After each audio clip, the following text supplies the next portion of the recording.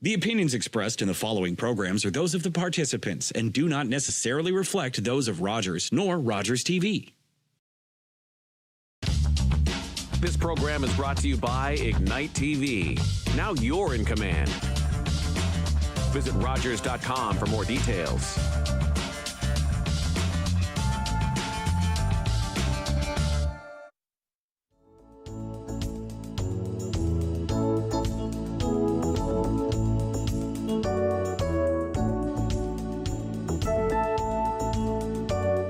Welcome to another exciting episode of In Conversation with Alethia.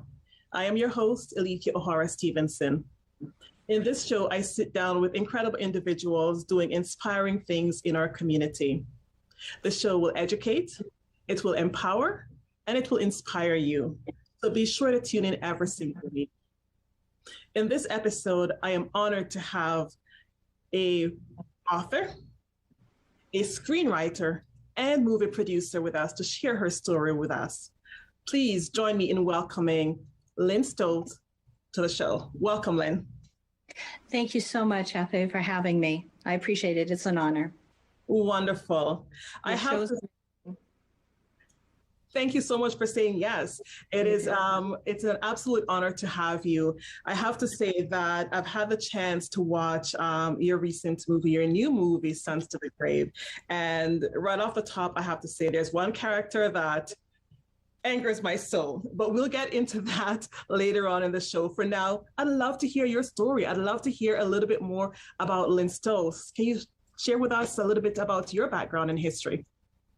My background was never to be a producer. It was writing a book, which I wrote totally for myself. And my husband, who was very entrepreneurish and had several businesses, and he was like, no, this isn't for you. We're getting it out. And it went in all the stores and it did really well. So it was sort of an encouragement to continue writing. And we went on to do many other things.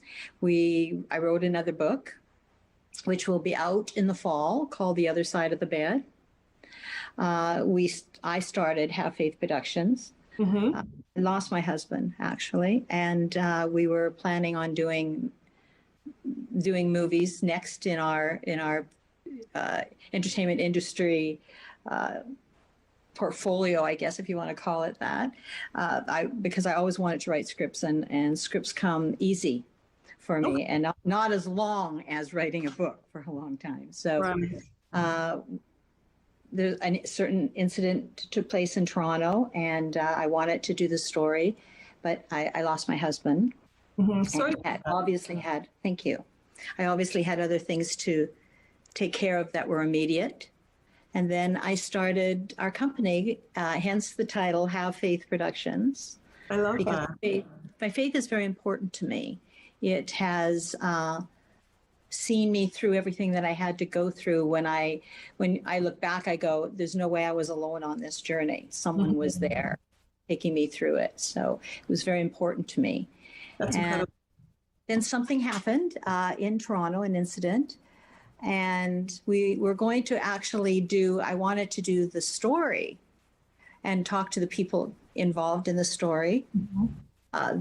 And I walked the area that the incident took place in.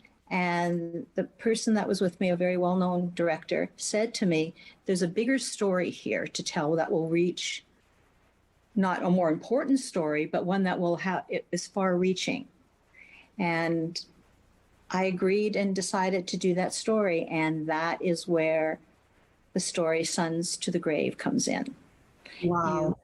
It's it really tells a story, and you saw it, so you know what I say by the opposite sides of the bridge. Yes. Instead of the other sides of the tracks, I use the bridge as the metaphor. There's a footbridge that divides the two neighborhoods. Yeah, two distinctly different neighborhoods, the have and the have-nots, if you want to is a simpler way of putting it, I guess. Okay. And I wanted to tell the story that I've run into several times in instances where we forget that we are a brother's keeper.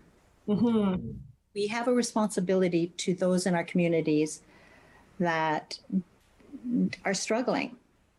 Not that we can save the world or we don't have all the answers. I am certainly not saying here that I have all the answers for any of this, but talking to mothers, teachers, faith leaders, politicians in the at-risk communities, there's a theme. You know, there is a theme that I think we have to break. And I think you watching the movie, you know that I think we approached it honestly, you know. I think you handled the movie quite well, and you know we'll talk a little bit about the movie later. But I'd love to connect with you to understand what came first. So I know you talked about, you know, you started the movie production. Did Have Faith come to life first, or everything kind of just morphed into one? You had the vision for Sons to the Grave, and you were doing Have Faith productions at the same time. How did the two come together? I had the vision for Sons came before. Okay. And before that we were on our way actually we had signed a production deal to do, I wrote my first book was Loud Silence, and we signed a production deal, and that was in the process of being done when I lost my husband. Okay. So it was we were very blessed with that movie. Actually, Maya Angelou, the late Maya Angelou, was attached to direct that movie. Exciting. She read the book and the script and decided that story, which, by the way, is the next story that we're doing. Okay. But the company, the Have Faith production company, was after I lost my husband. I thought we have to have a company, and that name sits with me. You know, it carries me a little. You know, I love the name because I'm also seeing some similarities that, you know, have carried throughout the movie. And I don't want to give away all of the secrets of the movie, but you write who you are in many cases. Yes, yes. Yeah. Now, why was it important for you to start this production company, especially being a female and doing it here in Canada? I wish I had a really strong answer for that. I wish, you know, I had an exact plan to tell you that. When I didn't. I just knew that I had to tell the story, and I wanted this story to be told the way I wrote it. It doesn't always happen if you hand it over to someone, which is the right. It's right for other people who acquire your project to do what they want. Right. I wanted this to be done the way I wrote it, the heart, the soul. I didn't just want another, you know, somebody's son gets shot and it's sad and it's over and it's done and we all forget about it. I think we get numb to the headlines, and I wanted to do a story that wasn't just the headlines, that sort of the behind the story. Look, we had the opportunity to show this to a private screening with Martin Luther King III, Mr. King's son, and he got it too. He got probably what you're talking about. There were points we wanted to make that didn't necessarily make us all look good, but I made them anyway, and they seem to be resonating.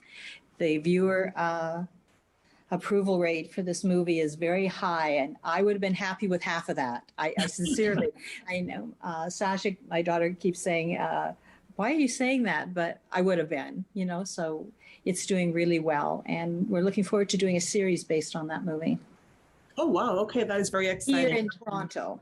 Okay, that's good. That would have been my next question, because I know this movie, though it was based on actual events in Toronto. It was inspired by, yes. Okay, but you actually shot this in the States. We shot it in Atlanta, and to go outside your comfort base to some place where you haven't been, it was an experience. And we did I did the choosing of the actors. It was an all-encompassing movie, and we shot it very quickly. I wanted more than anything to shoot it here in Toronto, and I tried for almost 2 years to shoot it in Toronto, but was told that it wasn't really a Canadian story. I only wanted to do a tiny little Canadian movie. And I said, you know, it would resonate more in the US. And I look at this movie, and as you know, what happens in that movie certainly happens in Toronto or Absolutely. in any Canadian city. In all cities, it doesn't matter if it's the US or the UK or Canada. So, but I didn't have the strength of power at that time. Not that I have a lot of power at this time, but a little more proof. Now, since the movie has been seen by different people, we've been offered a series, so I guess everyone realizes, yeah, this happens. Of course it happened. And it's really, if you talk to people all over in all these cities from LA to Miami to hear the story's the same. The story doesn't change that much. And I love the fact that the story transcends a particular sport, right? Yeah. It doesn't have to necessarily be basketball. It could be any sport. It could be hockey, right? Absolutely. It's at the end of the day, it's the haves and the have-nots. I want to touch on the storyline a little bit more, but before I go there, you touched on some of the challenges that you experienced. Can you share some of those challenges or hurdles that you had to overcome in producing this movie? Well, the challenges were what I said. They thought maybe it was too much of a U.S. story, which, again, I disagreed with. But having not done one in Canada, they're going, what do you know? And I get that. It's the path you start on this journey, and that's where it starts. But the challenges, no, I didn't have challenges in the U.S. because I was a woman. I get asked that question a lot. Yeah. And, I said to someone, we were talking about that one of the actors, actually one of the very well-known actors in the movie, during a break, I said to him, we talked exactly the question that you asked me. And I said, I really haven't. I'm lucky and I'm probably going to run into it, but so far not. And he goes, really the reason is it's the words on the page that mattered. And we respect the words on the page, and we all came together to do this movie. And that really that was very humbling, because all of these people do big movies. They do it for much more, but they wanted this movie to be told. They wanted this story to be told, and they came together and worked unbelievably hard. Amazing cast to make this work. Right. And that's speaking of the cast, you had an all-star lineup of actors representing your movie. How was that for you as your first movie to have such an all-star cast? It was amazing because I got to choose who, and they agreed to come on. I got to choose who I'd like in those roles. Chose like a different view of some of these characters than somebody else might have seen, but as the writer, it was the feel that I had. And Maria Howell, who played the mother, I would cry just looking at her, how she cried. It was unbelievable cast. And I was just, honestly, humbled is the only word I can use to you. I was humbled by them coming on to take this tiny little movie. It's like the little train that could, it has just moved faster than actually we all anticipated. Love that. We're going to take a short break, Lynne, and come right back. Absolutely. Talk about the movie and how you managed to survive and deliver such a spectacular show. So stay tuned, everyone. We'll be right back with In Conversation with Alethia, and we'll pick up the conversation with a producer, screenwriter, Lynne Stoltz.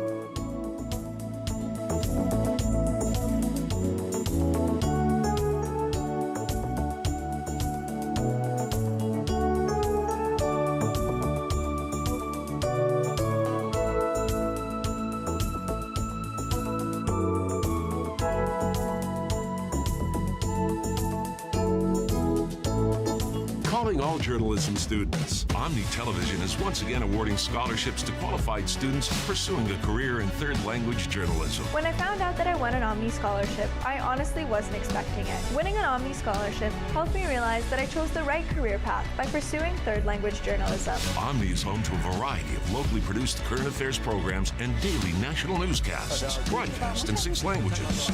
To learn more about Omni scholarships, visit omnitv.ca/scholarships.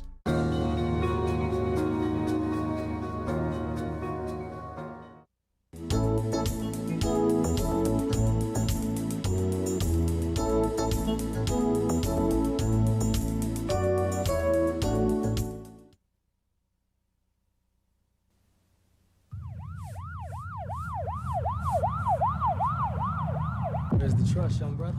Trust God. He doesn't live here. RD does. This ain't no fairy tale. This hustling. I'll be right back.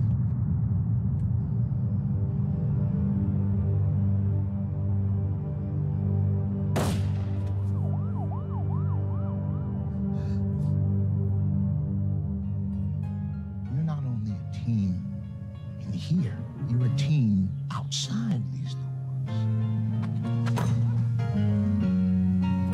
You going somewhere, Marcus? Yeah, college. You gotta check this out. Are you ready? Hey.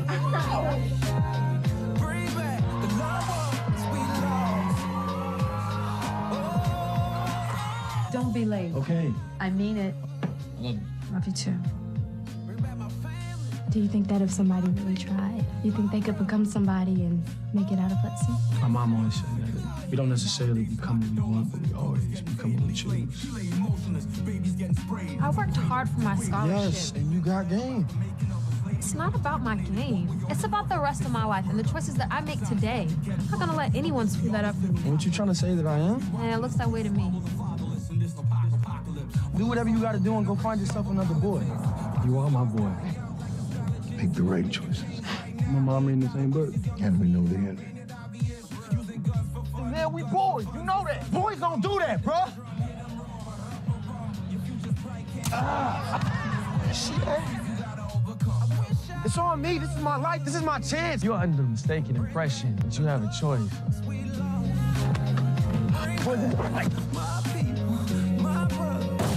Marcus, is that you?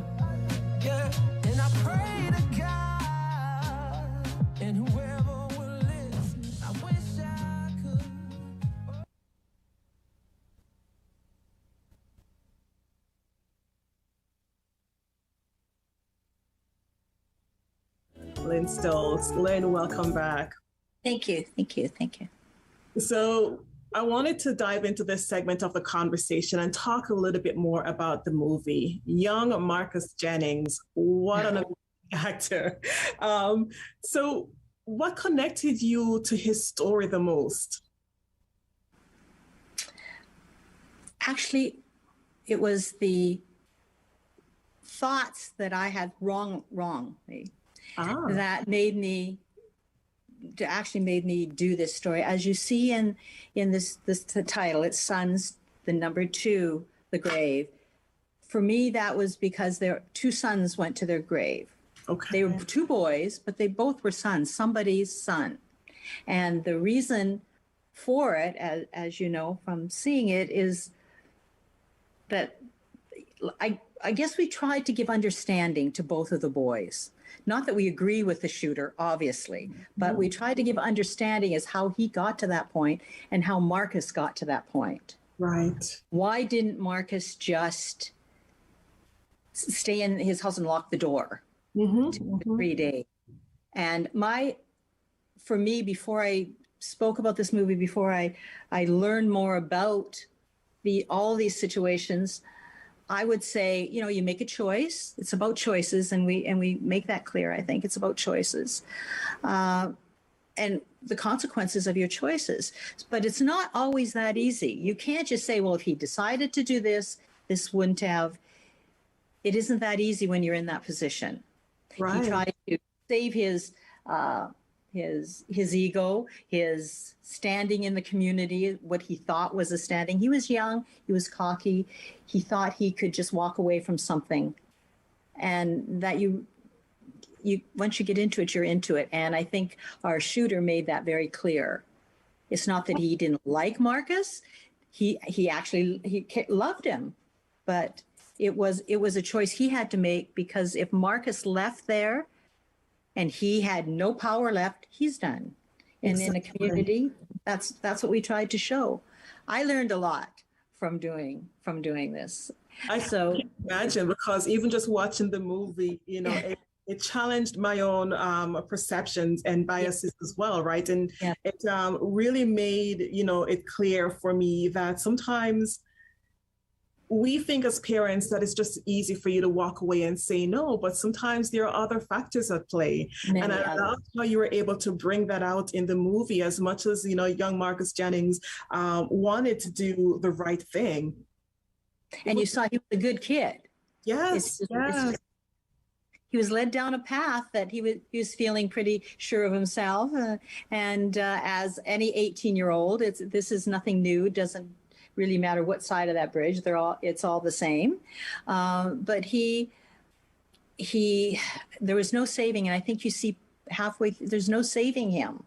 As much as his mother tried, every single day to save this young man. She couldn't, and we tried to show that, but we also tried to show why. Not that we agree, obviously, but why the shooter did what he did. And we do need to give more choices in at-risk communities or communities. We can't change the way people think. We can't change the decisions young men and young women make, but we can give them more choices. And that's what I think, as a community, we owe more choices. Then you make them. And one of the things that I loved how you were able to portray in the movie as well is the fact that you have Mom, Ruth Jennings, who is a strong female character, right? It's not that she was a bad mom. She was very involved. She was very there for her son and very supportive and very involved in the community. But yet here she is now suffering the loss of having to bury her son. Which is, it's a powerful story, and I think it will connect with so many individuals and so many different audiences, which is another reason why I love this movie. I want to touch on some of the actors, and in particular Ruth, because I think I see some similarities in her strength and in her faith with you as well. The fact that you started this production company with your daughter, Have Faith Productions. Did you see some of your own faith and personality? No, I saw the faith because Ruth had that faith. It was rooted deep. She had that. And Maria Howell, who played the actor, is the same. But the strength, I think as mothers, what I see is when you go through something, had not obviously gone through that, but I had lost my husband, and who was my love of my life since I was 20 years old. Wow. And it's not the same as losing a child. Absolutely. You can't say, I know what you're going through, whatever, but it's something that you have to go through that you obviously weren't prepared for. No one can prepare you, but you have to have that strength. And I think that's the strength that Ruth, I can relate to with Ruth. Her faith carried her. She was devastated. And the fact that she moved there from not an at-risk community, from a community that did not have those problems, so that her son could be at the basketball school that was known to the Scouts. That's why she did. So she made that decision to do that for his sake, right? And couldn't save him. And I think, it's hard to think that we can save our children, and we can't always save our children. Yes, that is so true. That's powerful. But their relationship was great. Yes, and I loved how the characters portrayed that on screen. I want to touch on some of the other elements, the other Canadian factors, because I noticed on the soundtrack, you have some really recognized Canadian talents. We came back to use, after the movie, we did the editing here, we did the soundtrack here. We were very fortunate, and we have the Sean Jones, who is an amazing, one of Canada's best. Yes.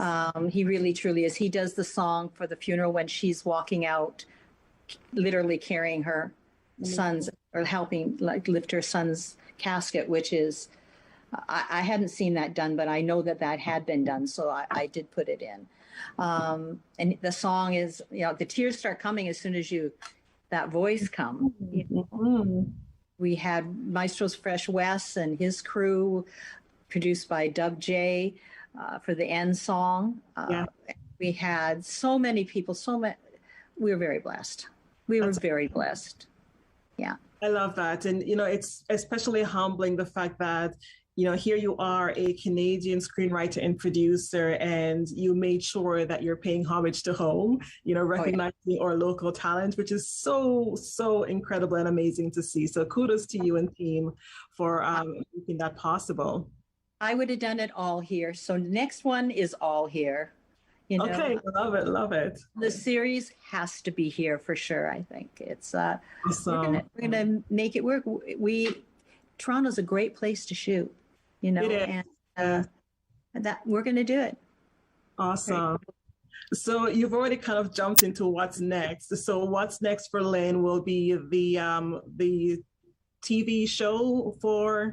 No, the series is not next. We're going to do a slate of 3 movies. We're going to do Loud Silence from my first book, the one that we were really supposed to do in the beginning, and The Other Side of the Bed, which is my second book coming out in the fall. Amazing. And we're going to do a faith and family one called Dropped Off.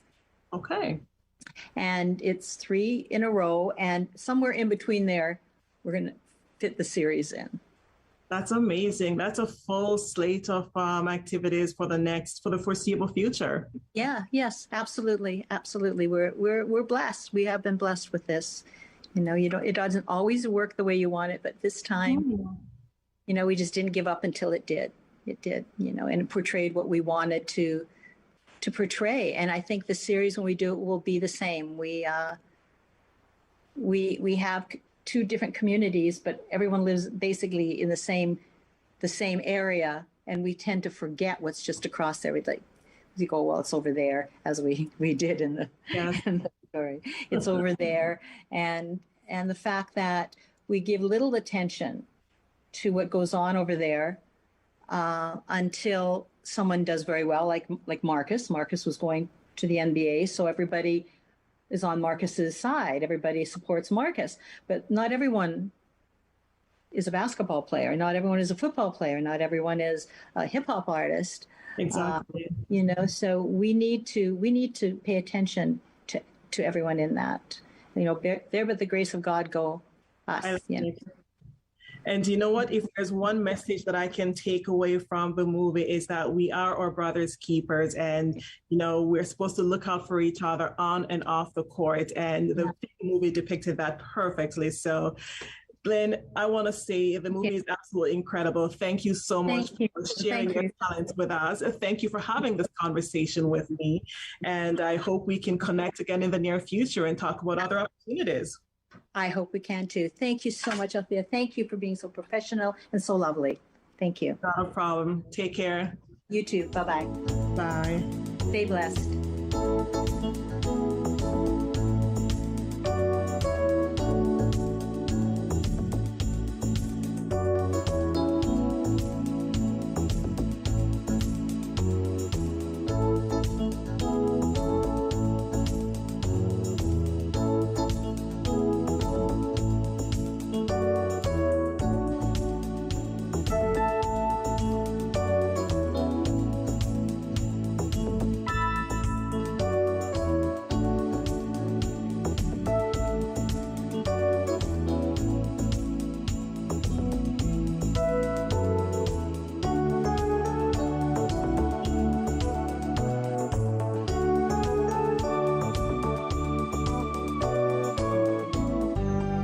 Call the Rogers TV viewer response line, email us, or connect with us on social media.